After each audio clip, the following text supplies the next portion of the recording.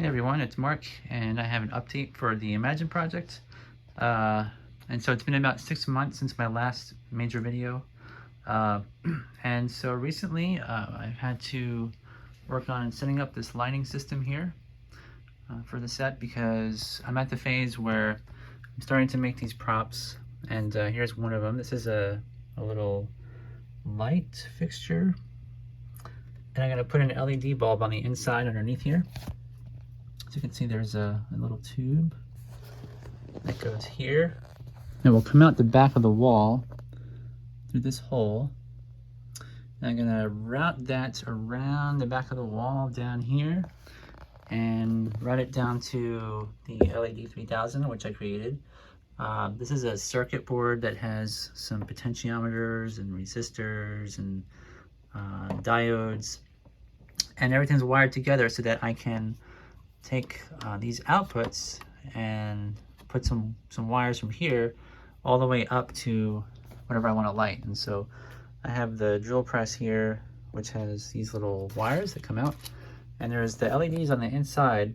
So that's going to be routed through the back and also down to this LED 3000. And so all these little knobs, what they do is the potentiometer inside gives me the ability to brighten and dim the LEDs. It's pretty simple, but you know, put together it was pretty hard to make this.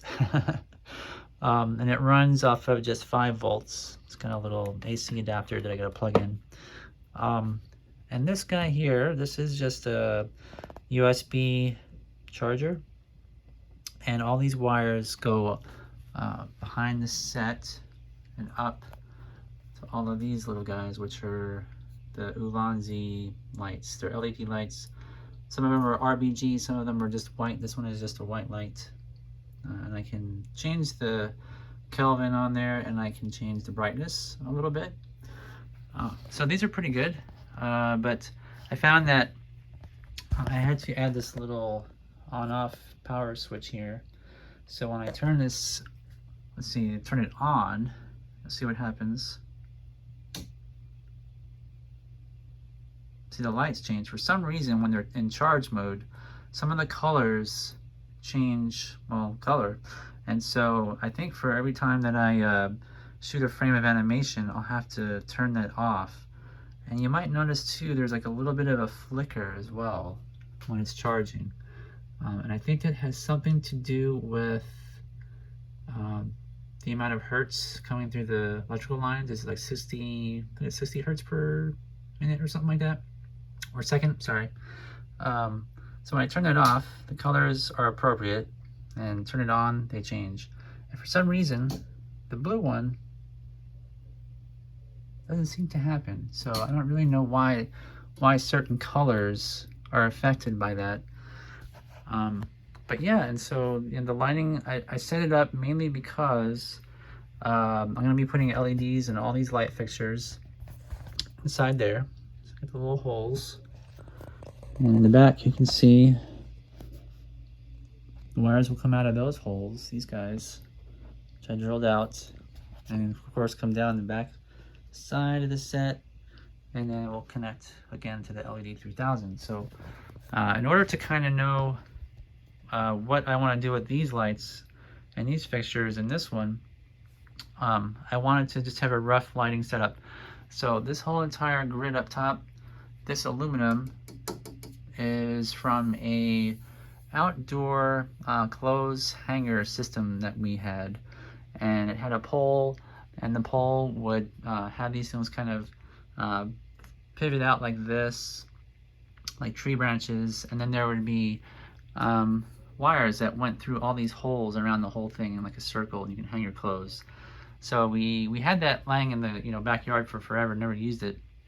So I took it apart, and I 3D printed these little brackets, as you can see here. These guys, and these little guys too. And what this does is when I take the walls off, I can just pop out the whole thing. The whole thing comes off, and as long as there's at least 2 sides, like a back wall and a side, the lighting system can stay up there, And anytime I have to, you know, move the entire set and pivot it and twist it so that I can get different angles for the camera to shoot in, I can just, you know, take off a side wall here, put that wall there, and then the top will stay in place. And so I'm not always having to, you know, reset up all the lights. Once they're set up, they're like permanently there, and then I just, you know, move things around, and it's super simple. So anyways, and the other thing is I'm gonna have a light here, and this is the little stand-in. It's gonna be Jen's work lamp. So I 3D printed, I sculpted and 3D printed the parts for this already. As you can see here. There's that. And I'm gonna have some little ball joints, some stop motion ball joints to connect all these pieces.